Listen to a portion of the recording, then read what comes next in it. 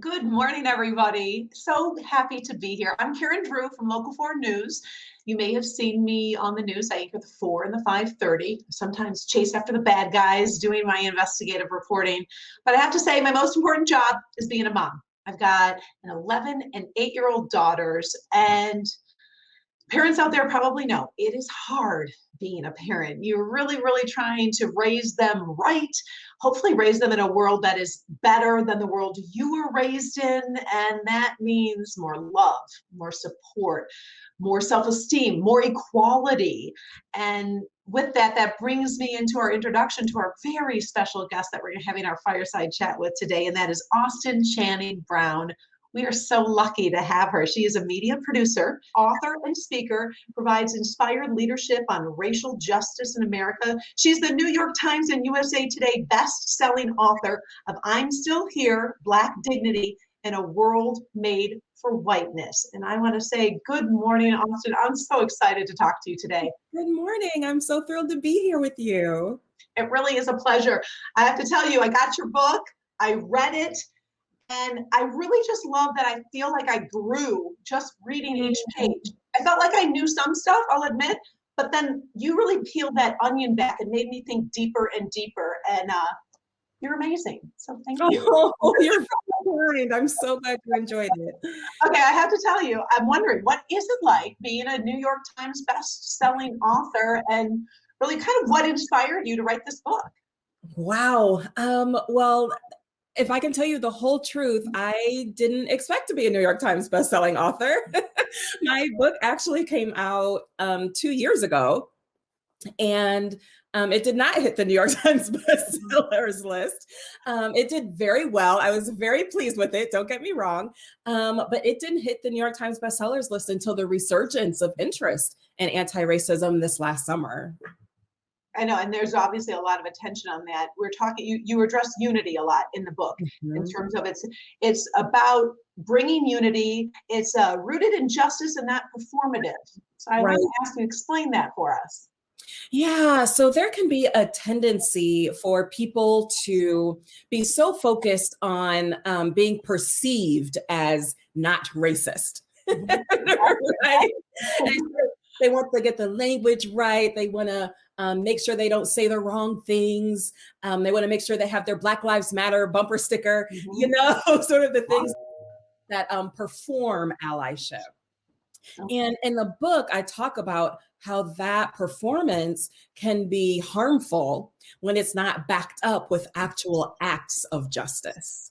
And how do you stay in the game? I know in the book you talk about 1,000 deaths and really keeping that energy, that, but how do you keep that energy when every time you kind of set yourself up for some success, sometimes you just come crashing down? It's really hard. And I honestly think part of the key is to not even try to keep up the energy, right? That as people who work toward anti-racism, especially people of color, I think it's important to take a break.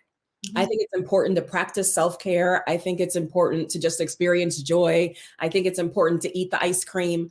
I think that is also part of honoring our own dignity, right? That we aren't just mules who work toward racial justice, right? That's not all that we are. Like you, I'm a mom, and I delight in my 3-year-old. He is learning to put together sentences. He is currently obsessed with a little dinosaur toy. And I spend a good portion of my day indulging him, right? Doing things that have nothing to do with anti-racism work. But I also think that working toward anti-racism is my duty. And so how I feel doesn't matter so much, right? I don't do this work only when I feel hopeful, but not when I feel disappointed, right? It's not a feelings-based work. It is work that I do out of a duty, both to my ancestors, for myself, right? And my future, my son, and all the little boys and girls out there who are still experiencing systemic racism. Now, you talk in your book, anti-racist and not a racist. There's a big difference. And I don't think everyone realizes that. Yeah, people sort of feel like if they're not actively discriminating against someone, if they've never used the N-word, right? Sort of if they have the Black Lives Matter sign, then they must not be racist. Right.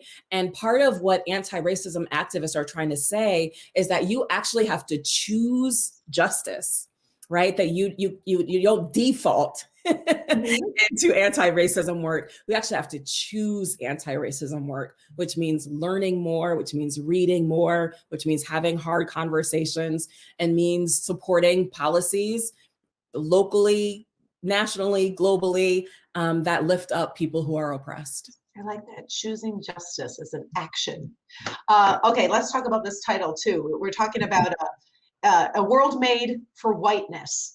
Yeah, can you imagine? People don't like that title very much. Well, I mean, but you know what? It grabs your attention because you're talking about that. And I will say, that's a big issue too in newsrooms as well. And in corporate America, sometimes they'll pick, oh, we'll put this person as a face of, oh, we're diversified or we have this person. And it's like, no, you really don't.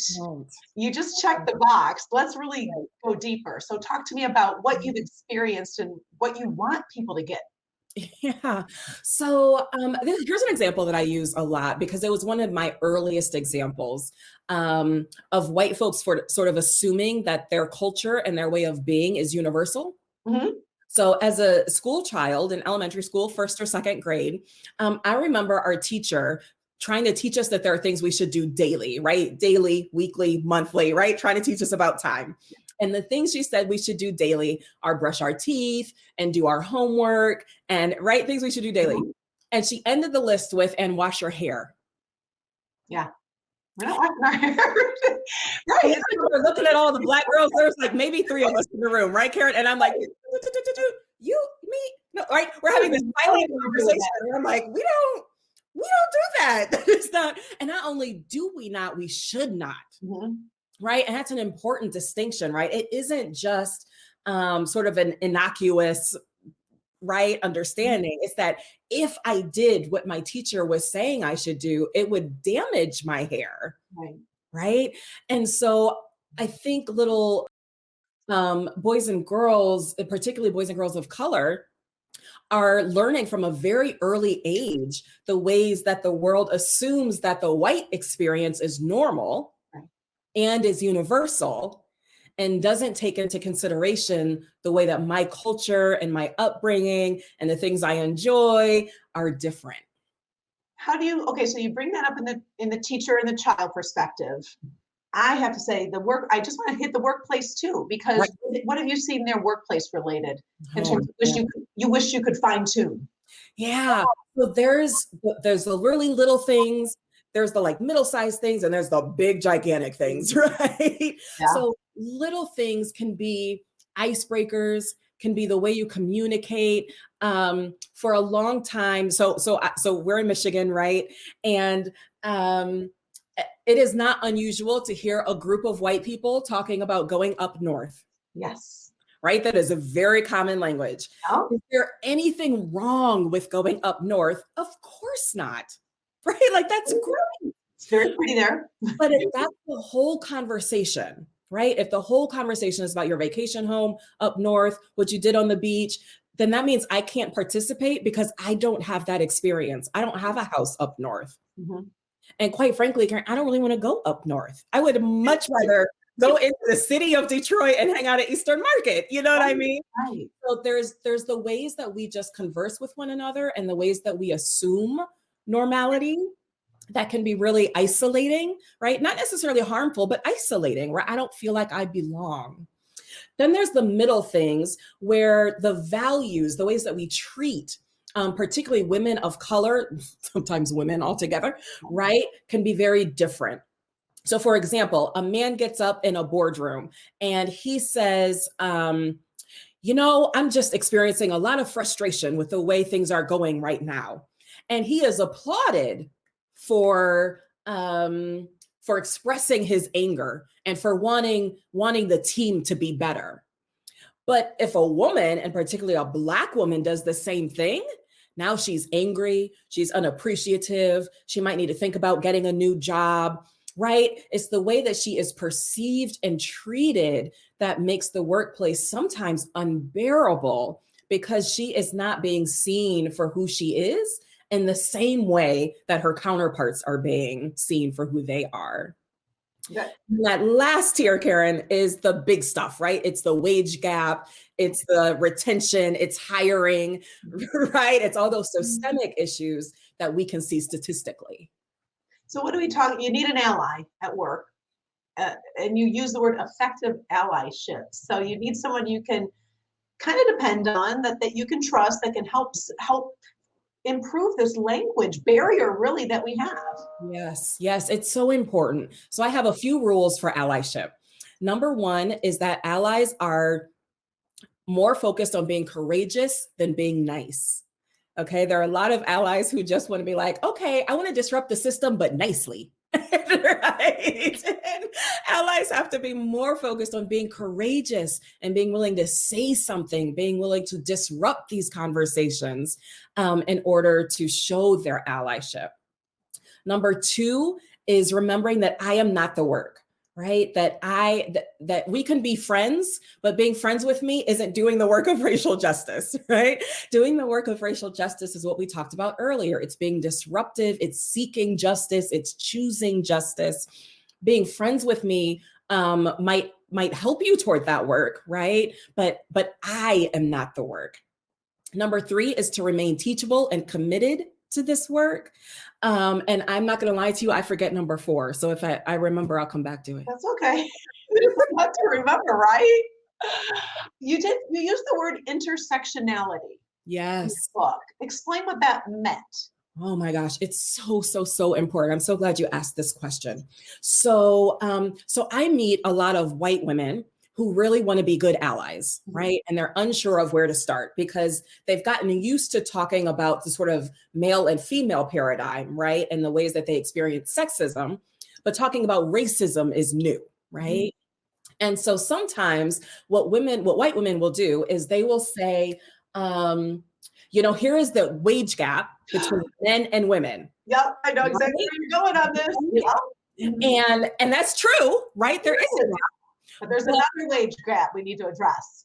That's not right. We also need to address that Black women make less than white women, that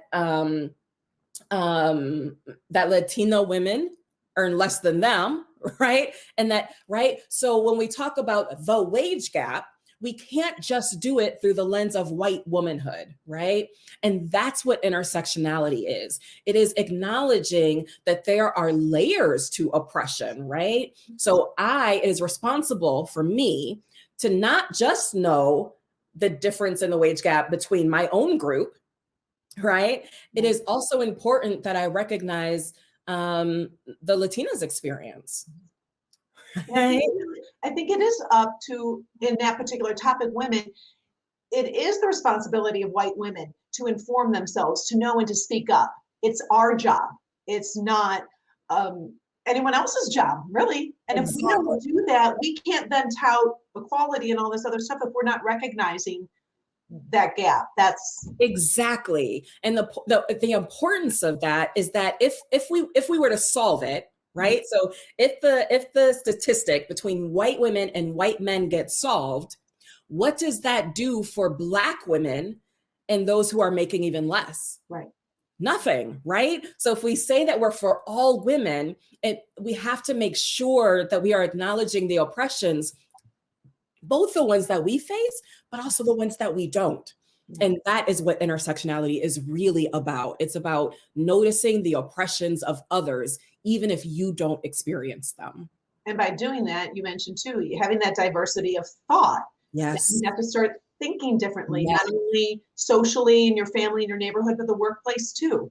That's right. That the work of racial justice should be transformative, right? It should be transforming who you are. It should be transforming your worldview. You should be asking new questions. You mentioned earlier, kids, you should be teaching your kids and having new conversations with them, right? That if you can compartmentalize your racial justice, you're probably not quite at allyship yet.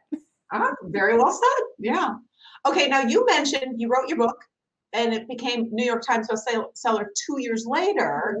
Yes. But that's because of the time we're Yeah. in. And then that book, White Fragility, Yes. that was written a while ago, and that became popular again. And I just got to ask you, what's your thought on that book, the message, the author? Yeah, I'll be honest, I haven't really investigated her a whole lot. What I will say, at least in terms of theory, right, is that I like the idea of white people teaching other white people, because there are some conversations I don't want to have with white people. You know? I mean that very personally, right? Not that no Black women should. That's not what I mean. Not there. Right. I mean that when I talk about racial justice, I am no longer trying to convince white people that they should care about racial justice, right? So when I speak to a group, I come here assuming that you already care about it, and that what we're doing is digging down into the dirt, trying to get to the roots and having a good time doing it. Right. But I think there are people that Robin DiAngelo can speak to, right, who have not dug into the dirt, who are not committed, who are not even sure what this whole thing is, right? And they can have conversations with her that honestly I don't want to have. I don't want to have. So I think that there are lots of Black women who have a lot of questions about sort of the money and how much does she charge, and and I think those are viable questions to ask for someone who has entered the anti-racism space. Okay. What about use the word white fragility, and you also said nice to white people. Oh no, that was a good way to describe it. I could not tell you your words, Austin. We actually hear this in the news all the time, right? So something racist happens, right? And a white politician or somebody says something racist. They got caught on camera saying the N-word, right? And before you know it, somebody, either that person or a friend, says, you know what? They're so nice. They couldn't possibly be racist. They're so nice, right? And there's this idea that as long as a white person is nice, then they can't possibly be racist, right? And a good portion of my book is saying, listen, all I know are nice white people. They still racist, right? They still fall into the trap. Yeah, exactly. They still fall into the trap of white supremacy, because that's the water that we're swimming in, right? And so even if you're nice, even if you're quote unquote good, even if you're still well-intentioned, back to what we keep saying, we should title this, you have to choose justice. I like that. Now, obviously, this is a United Way event, and obviously we talk about all the great things and services they do for families. And I think this ties into our women's issues point, where white women, Black women, Latina women, we all see an issue of whether it's income or daycare or expenses very differently. It's so important. First of all, I want to applaud those who work with this organization, because it's some people usually one of the first questions I get is, well, if I care about racial justice, what should I do? And you are already doing it, right? You're already there. You have found what you're passionate about and you are leaning into it, right? But the second step goes back to intersectionality, that we have to realize that even though you are passionate about housing, it's important for me to be passionate about income, right? And it's important for somebody else to be passionate about early childhood, right, education. And it's important for somebody else to be concerned about the criminal justice system. Why? Because all these systems work together, right? So if I care about housing, I have to also care about schools. Right? If I care about schools, then I also have to care about early childhood education. If I care about that, well, now I have to care about income and whether or not women can afford it, right? So it's not that that the thing I care about is most important, right?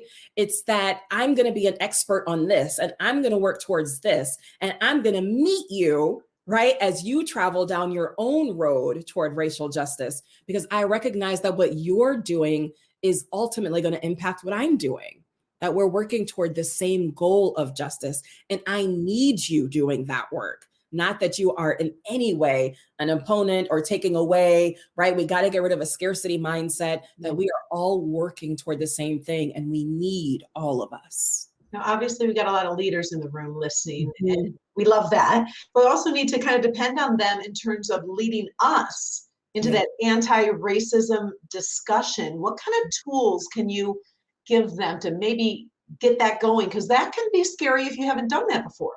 It's so true. Yeah, It's scary when you have been doing it for a long time. true. So I will say, first of all, the truth is that there are more resources than have ever existed before, with internet, with technology, with online libraries, with webinars and lectures, and there are so many avenues to choose from. And I could actually see people being paralyzed by the choice, but it's really important. It's really important that you start reading books about that thing that you are most passionate about. It's important that you go and find the communities that have already been doing that work and ask them how you can support that work. And it's important to have your own little group of allies. I strongly believe that the work of racial justice should not be done in isolation, but you should be doing it in community, because that community makes it so much easier to pursue this. What do you say to the folks, and I've had this conversation before, Mhm. that President Barack Obama, Vice President Kamala Harris, we've made so many strides. I mean, this isn't the 50s. This isn't really racist anymore. Look at all of these opportunities. And I Totally. kind of take a deep breath and I pray sometimes because I'm really trying to be like, okay, you're kind enough to ask that question. So I'm going to try to be calm, but Right. it really irritates me. Right. Yeah, so I definitely want to talk about the answer to that question. Okay. But first, I just want to acknowledge the question, right? Okay. That it's really important that other white people really practice patience with their white counterparts, right? And believe me, I know, like I hear that question and I like want to do this, right? Right. So I get the inclination, right? But it's important that if a white person trusts you to have that conversation, then I need those white allies to remember what it was like before you knew what you knew, right? Okay. Right? Remember that Uh-huh. right? Remember that person who was patient with you. Remember, right, when you made a mistake and the people in the room forgave you or corrected you and then still trusted you. That we have to have. I wish I could see a little more humility from white allies who are sort of exercising a level of patience, so that women like me, right, don't have to answer that question. We need to be a little less righteous, a little bit more forgiving, and allow that space. I think it's Thank important. you. I needed that because I get irritated sometimes. And that's natural. I sometimes think, oh, I can help you, I can get to you. And then when I see I can't, I'm just like, I don't know what to say. Right. And all that is natural, right? So I don't want you to hear me saying that I'm asking you to be superhuman, right? And just sort of waste your time. Right. But I do think what's important is to take a step back from that self-righteousness, right? And remember what it was like when you too were confused and you didn't have answers to those same questions, especially if the question is being asked honestly. Right. And there's a difference between that and someone writing on your Facebook page. You know what I mean? Why are there so many Black Lives Matter signs or something? Right. That's very different. Right. That's very different from someone who genuinely wants to know and has come to you to find out because they think that you're a safe place and they think you know the answer. Okay.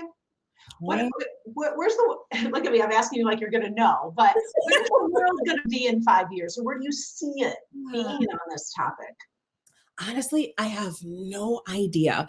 And the reason why I have no idea is because the heart of that question that makes us irritable, right, is we come so far, is that we have. We have come far. My grandmother was born in 1928. No, 1931. She was born in 1931. And she's still living. She just had her 90th birthday. And when I asked her, did you ever think that you would see a Black president, she's also an AKA, or an AKA as vice president, her answer is absolutely not. No, not after going through, the civil rights movement, not after going through riots, not after, right, the things that she has seen and experienced. Her great grandfather was enslaved. So the idea that we would have a Black president is mind-boggling, right? So the work of racial justice is twofold. And one is to acknowledge how far we've come. That's an important part of being for racial justice, is being able to celebrate the wins. But it is also recognizing how far we still have to go, right? We do have a Black president, or we did have a Black president, but unarmed Black people were still being killed by police, and Black women still didn't have enough money for early childhood. And there are still Black schools and white schools who are funded very differently. And there's still Black mothers have higher mortality rates than white mothers when giving labor, right? So it's always both and. Yes, we absolutely want to celebrate the huge wins because we believe in change. And because we believe in change, we have to celebrate when change happens. Right. But that also stokes our desire for more change. I like that. I think that's a good spot to stop, because otherwise I could just sit here all afternoon. I want to thank you so much, Austin. You're amazing. You're so smart. And the way you use your words, I really think people are going to get this, which is great. And I want to promote your book real quick. So we'll put that up on the screen so people can see. If you would like to purchase Austin's book, you can go to Amazon, you can go to Barnes and Noble, and I suggest getting it for a gift. Like you said, choosing justice, choosing action, do something for you, and then do something for someone else. And love that. And get that book for someone and help them. So, Austin, thank you so very much. Thank you for joining me. I so appreciate it.